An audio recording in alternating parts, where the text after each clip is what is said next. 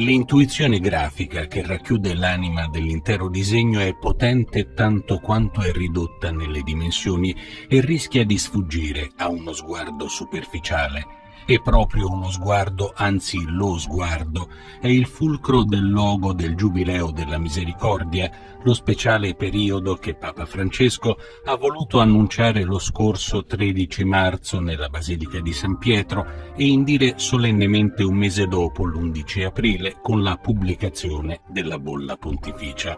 Gesù Cristo è il volto vivo della misericordia del Padre, afferma all'inizio del documento, e proprio su quel misericordie vultus si è concentrata l'inventiva dell'autore del logo, padre Marco Ivar Rupnik, gesuita, teologo e insieme uno dei massimi interpreti mondiali dell'arte del mosaico sacro. La sua mano ha creato un Cristo buon pastore che porta sulle spalle Adamo, con il viso di questi, che in un intimo gesto filiale aderisce da un lato a quello di Gesù, al punto che l'occhio sinistro di Adamo e l'occhio destro di Cristo sono in realtà lo stesso.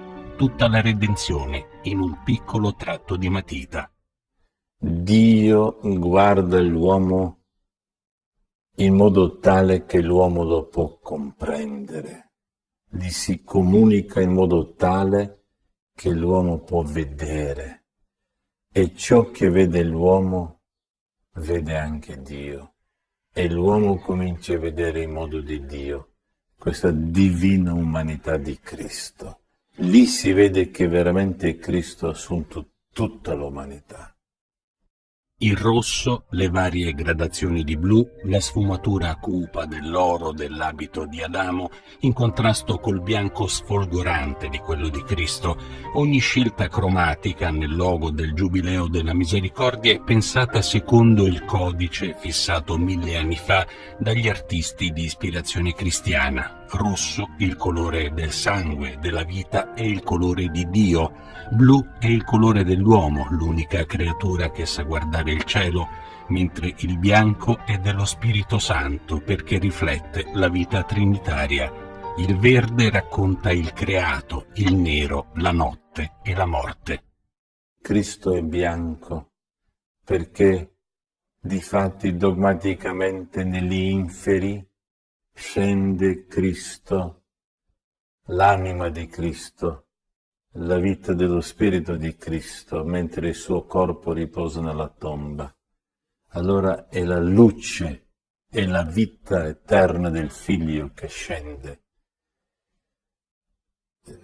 Intorno sono questi tre cerchi concentrici del blu al quasi nero, da un lato perché fanno vedere questa impenetrabilità del mistero di Dio, ma dall'altro anche perché la luce del mondo non ha più senso, perché l'unica luce è Cristo e splende dove? Nel cuore dell'umanità. E l'Adamo che se lo porta sulle spalle è di un colore che era verde, ma con oro è diventato un colore che non è più né verde, non è neanche del tutto dorato. È proprio questa umanità in processo della redenzione, no? Della santificazione. Ma un intero viaggio nel tempo, lungo secoli di tradizione e cultura, è racchiuso nella composizione del logo, perché non solo la scelta di utilizzare i colori secondo l'antica simbologia cristiana, ma anche lo stile medievale del disegno, la fissità dei volti tipica dell'arte paleocristiana, risponde a una precisa interpretazione della postmodernità che l'autore spiega in modo sorprendente. Siamo in un'epoca che si è conclusa, l'epoca della modernità, dal Rinascimento fino al nostro secolo. E allora il tempo nuovo che viene sarà di nuovo un tempo organico. Se questo era un tempo critico della ragione, dell'intelletto, dell'università, della ricerca, eccetera, adesso sarà di nuovo il tempo della vita. E quando c'è un periodo storico dove prevale la vita, dove la priorità alla vita, la cultura è sempre simbolica, poetica, metaforica, dove si può dar e far emergere la vita. Papa Francesco incarna, secondo padre Rupnik, questo tendere dell'epoca postmoderna verso la vita, la riscoperta prepotente dell'uomo, entrambi liberati per così dire dai labirinti di astrazioni e intellettualismi e riportati a un periodo in cui vita e conoscenza non erano separate. Nelle parole e ancor più nei gesti profondamente umani di Francesco rivive e afferma padre Rupnik la figura del Padre misericordioso del Vangelo, del buon pastore, che si rivolge non più ai sistemi e alle idee, ma alle persone.